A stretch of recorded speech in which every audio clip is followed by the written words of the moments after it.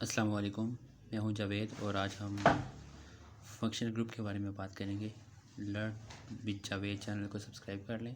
Video अच्छी लगे तो लाइक लाजमी कीजिएगा ताकि हौसला अफजाई और मज़ीद हम इस तरह की अच्छी वीडियोस बनाते रहें। तो आज फंक्शनल ग्रुप पे हम बात करेंगे। फंक्शनल ग्रुप की सबसे पहले हम डेफिनेशन देखते हैं।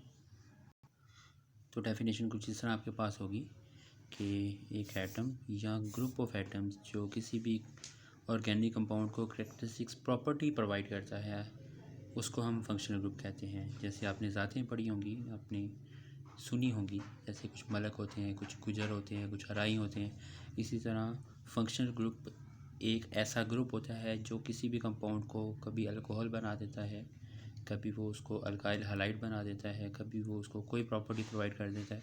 आपने मीथेन, इथेन, प्रोपेन वगैरह पढ़ा होगा। उसमें से अगर एक एक हाइड्रोजन निकाल दिया जाए तो वो मिथाइल होता है या इथाइल होता है, ठीक है, या फिर प्रोपाइल होता है और इसी तरह अप टू सो ऑन चलता जाता है। ये सारे बने किससे हैं? ये CH3 की अगर हम बात करें तो ये CH4 से बना है। उसमें से एक हाइड्रोजन निकालने पे ये बन जाता है। अब ये एक अल्काइल ग्रुप है। इस अल्काइल ग्रुप के साथ कोई एक और एटम या ग्रुप ऑफ एटम लगा देने से इसकी एक नई आइडेंटिटी बन जाएगी। यानी अगर इसी CH3 के साथ मैं एक OH लगा दूं तो ये एक अल्कोहल होगा जिसको मिथाइल अल्कोहल कहा जाता है। इसी तरह C2H5 के साथ एक OH लगा दिया जाए तो ये एक अल्कोहल बन जाता है जिसको इथानॉल कहा जाता है या इथाइल अल्कोहल कहा जाता है, ठीक है। अब OH जो इसके ऊपर हमने लगा दिया ये एक फंक्शनल ग्रुप है। आगे चल के मैं आपको different type of functional group बताऊँगा। तो फ़िलहाल OH की बात की है। OH एक फंक्शनल ग्रुप है। ये पूरी सीरीज़ को अल्कोहल वाली सीरीज़ बना देगा। जैसे आपने डिफरेंट कबीले पढ़े होंगे तो ये फ़लाँ कबीला होता है तो वो कबीले के सारे लोगों को उसी नाम से बुलाया जाता है। इसी तरह जिस भी कंपाउंड के साथ OH लगा होगा और वो इस सीरीज़ को बिलोंग करेगा वो अल्कोहल होगा।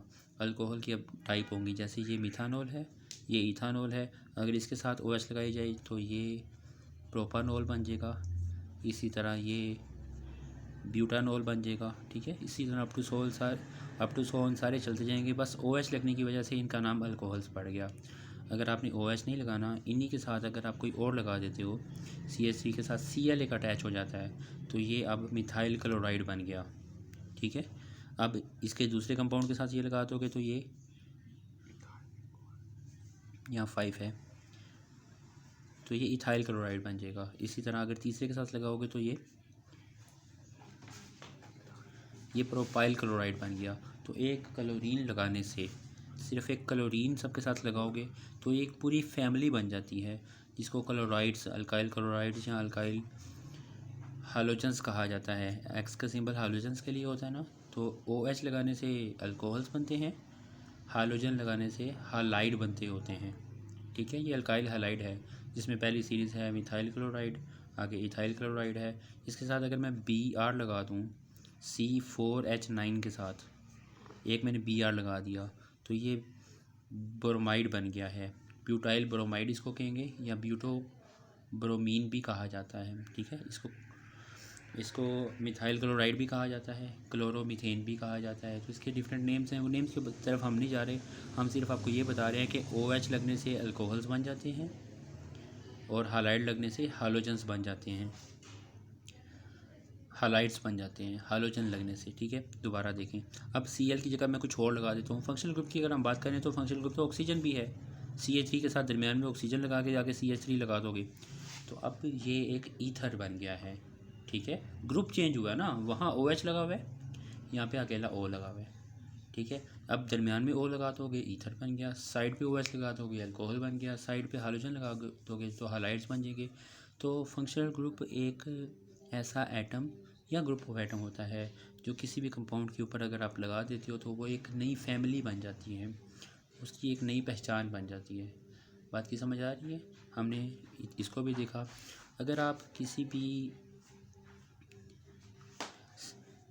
CH लगा देते हो किसी के साथ, CH3 के साथ, तो इस तरह के कंपाउंड एसिटिक एसिड कहलाए जाते हैं। इसको हम कार्बोक्सिलिक एसिड कहते हैं, ठीक है।